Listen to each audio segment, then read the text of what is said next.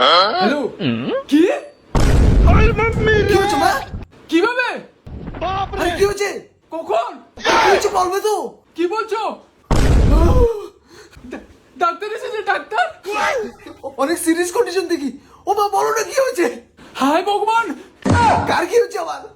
কি বলছো কেউ মারা গেল না তো? বাইগা এখনই তো বাগনি মারি। ও মা কি হয়েছে? তুমি এখন খবর দিচ্ছ ও বলো না। এখন ঠিক আছে